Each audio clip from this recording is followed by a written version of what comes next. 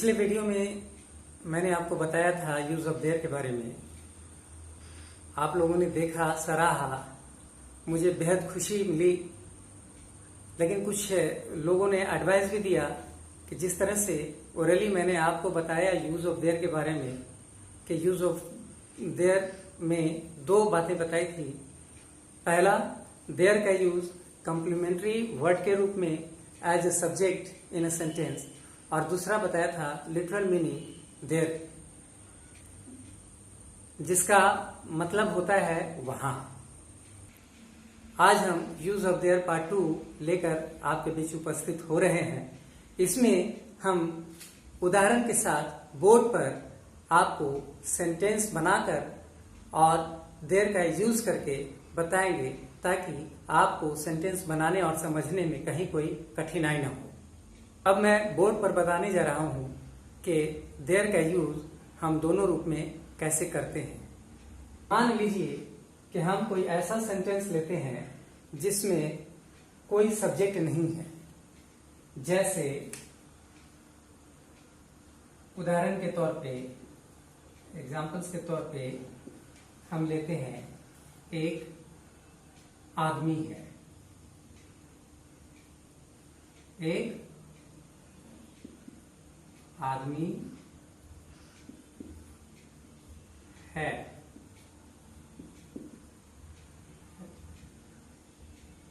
एक आदमी है। ठीक है।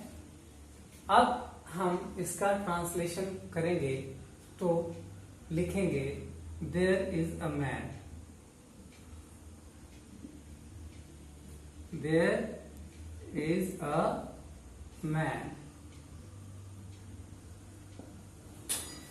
यहां पर जो देयर मैंने इस्तेमाल किया है, ये जो है सब्जेक्ट के रूप में आया है, जो कि इस सेंटेंस को कंप्लीट करता है।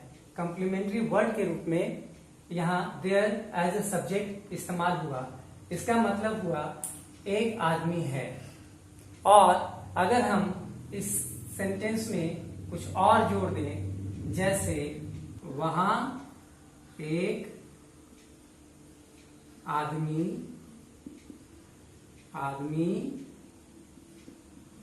है। पहला सेंटेंस में देखते हैं कि साधारण तौर पे बोला गया एक आदमी है। इस सेंटेंस में सब्जेक्ट नहीं है, इसलिए हम सब्जेक्ट के रूप में देयर का इस्तेमाल किए। क्योंकि इज अ मैन अगर लिखते हैं तो ये कंप्लीट सेंटेंस नहीं होता। इस सेंटेंस को कंप्लीट बनाने के लिए सब्जेक्ट के रूप में हमने देयर लिया, और कॉम्प्लीमेंट्री वर्ड के रूप में मैंने इसका इस्तेमाल किया है। और यहाँ पे इस सेंटेंस में देखेंगे वहां एक आदमी है, यहाँ वहां जुड़ गया। ये जो वहां है वो जो है लिटरल मीनिंग के रूप में आया है इस सेंटेंस में। तो इसके लिए हम क्या लिखेंगे, पहले तो हम इस सेंटेंस को बनाएंगे। एक आदमी है जो है, इसको बनाएंगे और लिखेंगे देयर इज अ मैन। और फिर उसके बाद क्या करेंगे, वहां का मीनिंग देयर होता है, उसे हम रख देंगे। तब ये हो जाता है there is a man there. इसका मतलब हुआ वहां एक आदमी है। ठीक इसी तरह से हम बहुत सारे सेंटेंस बना सकते हैं। कई तरह के सेंटेंस हम बना करके अच्छा प्रैक्टिस कर सकते हैं। जैसे एक घर है और फिर हम लिखेंगे वहां एक घर है। तो जब एक घर है लिखा जाएगा तो हम उसका ट्रांसलेशन बनाएंगे, तो वो बनेगा देयर इज अ हाउस। और अगर हम उसी में वहां एक घर है कहेंगे तो there is a house there. ठीक इसी तरह से वहां की जगह अगर हम कोई अदर वर्ड लेते हैं, जैसे वहां की जगह यहां करते हैं, यहां बंदर है। तो इस सेंटेंस में देखते हैं कि वहां एक आदमी है, तो इसका ट्रांसलेशन बना। इसको हम ट्रांसलेट किए तो ये बना there is a man there. वहां के लिए ये वाला देयर लगा, वो इसके लिए है। अब वहां की जगह पर आ गया यहाँ, तो यहाँ के लिए हम क्या इस्तेमाल करेंगे? यहाँ का लिटरल मीनिंग इंग्लिश में होता है हेयर, तो इसलिए अब यहाँ के लिए हम लास्ट में जहां पे देयर इस्तेमाल किए हैं वहां हेयर इस्तेमाल करेंगे। जैसे पहले लिखेंगे देयर इज अ मंकी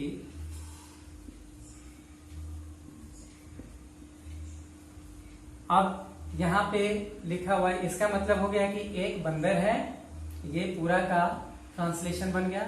अब यहाँ जो लिखा हुआ है, यहाँ के लिए इसका लिटरल मीनिंग इंग्लिश में होता है हेयर, तो यहाँ पे लिखेंगे हेयर। और इस तरह से सेंटेंस जो है कंप्लीट हो जाता है।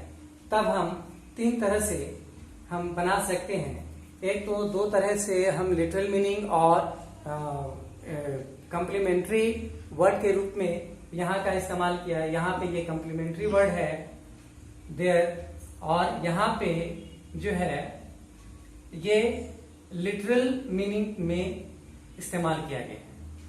तो ये दो तरह से जो है हम देख सकते हैं कि सेंटेंस में देयर का इस्तेमाल करते हैं। एक तो कम्प्लीमेंट्री वर्ड के रूप में एज ए सब्जेक्ट, और दूसरा लिटरल मीनिंग के रूप में वहां के लिए।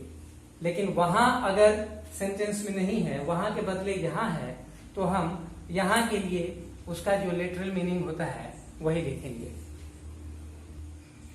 इसी तरह के बहुत सारे सेंटेंसेस बनाए जाते हैं जहां पे एक घर है की जगह एक आदमी है, एक टीचर है, एक राजा है। इसका पास्ट टेंस में भी हम इस्तेमाल कर सकते हैं। एक आदमी था, एक राजा था, एक घर था, या फिर और भी सेंटेंसेस हो सकते हैं इसी स्ट्रक्चर्स पे जहां पे देयर का इस्तेमाल होता है। जैसे मेरे गांव में बिजली है, there is electricity in my village, we can make in this way the translation using there in our sentence।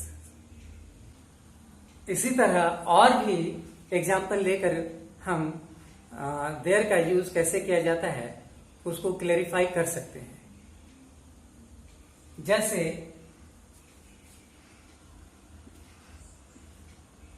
पहला हिंदी अनुवाद है कि मेरे गांव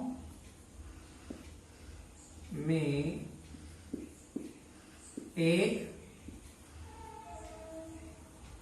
पाठशाला है, पाठशाला है।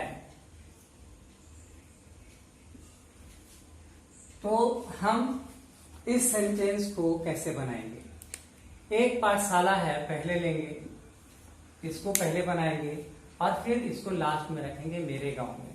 तो एक पाठशाला है का जैसा कि मैंने आपको बताया कि जैसे एक आदमी है तो कहते हैं देयर इज अ मैन, एक घर है तो कहते हैं देयर इज अ हाउस। ठीक उसी तरह से पहले हम एक पाठशाला है का ट्रांसलेशन बनाएंगे और लिखेंगे, इसका ट्रांसलेशन बनेगा तो इस तरह से बनेगा। पहले इसको हम ट्रांसलेट करेंगे, देयर is a school, और फिर अब इस पार्ट को लिखेंगे। ये फर्स्ट पार्ट हो गया, और उसके बाद जो है जो आगे में रहेगा कहाँ पे है कहाँ पे नहीं है उसको हम लास्ट में लिखेंगे। In my, there is a school in my village. ठीक इसी तरह से और भी एग्जाम्पल्स ले सकते हैं। जैसे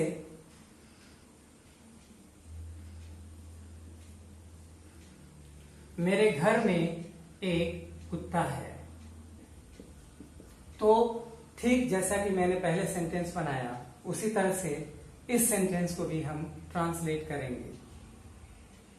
जैसे पहले इसको लिखेंगे, उसके बाद इसको लिखेंगे। तो पहले लिखेंगे एक कुत्ता है का ट्रांसलेशन बनेगा, देयर इज अ डॉग। उसके बाद मेरे घर में क्या हो जाएगा, इन माई हाउस।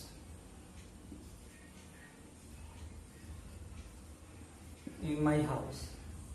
और भी ज्यादा समझने के लिए हम अगला एग्जाम्पल्स की तरफ देखेंगे। जैसे अगर कोई सेंटेंस लिखा है कि मेरे विद्यालय में एक पुस्तकालय है, तो हम इसका ट्रांसलेशन भी उसी तरह से करेंगे। यहां से लेंगे, ये पहला पार्ट हो गया ये, और ये हो गया दूसरा पार्ट। तो पहले करेंगे एक पुस्तकालय है, तो इसका हम अगर ट्रांसलेट करेंगे इंग्लिश में तो बनेगा देयर इज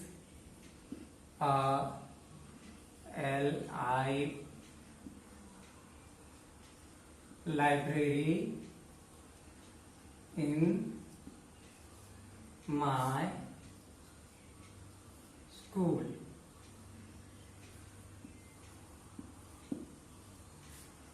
अगला, छत पर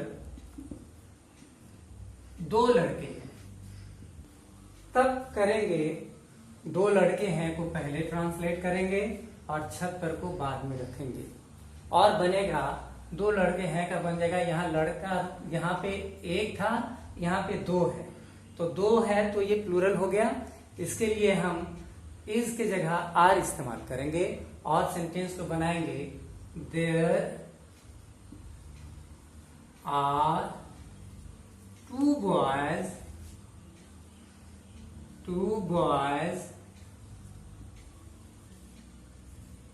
on the roof। और इस तरह से हमारा सेंटेंस तैयार हो गया। अगर इस सेंटेंस को कहना है कि मेरे विद्यालय में एक पुस्तकालय नहीं है, तो हम कह सकते हैं there is not a library in my school. अगर यहाँ पे हमें लिखना है कि छत पर दो लड़के नहीं हैं, तब हम बनाएंगे there are not two boys on the roof. तो इस तरह से हम इसका अफर्मेटिव से नेगेटिव बना सकते हैं।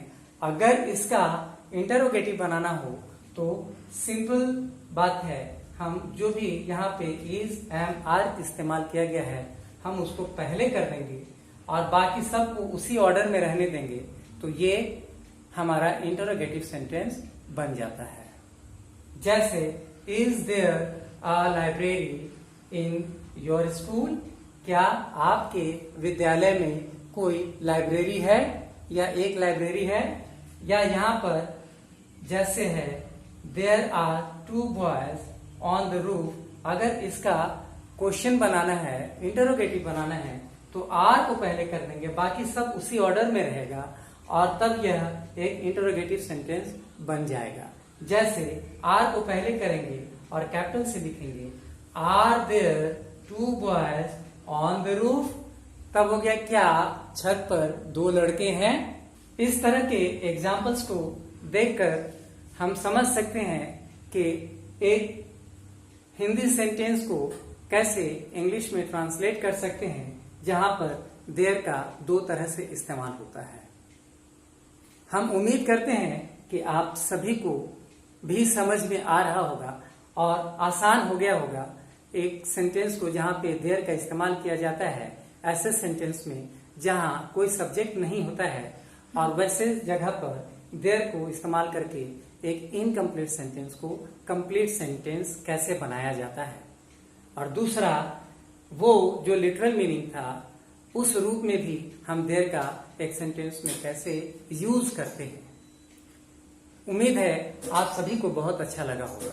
अगर मेरा वीडियो पसंद आया तो प्लीज लाइक, कमेंट और शेयर कीजिए, और साथ ही अपना सुझाव भी दीजिए कि किस तरह से मैं आपके लिए और अच्छा कर सकता हूं।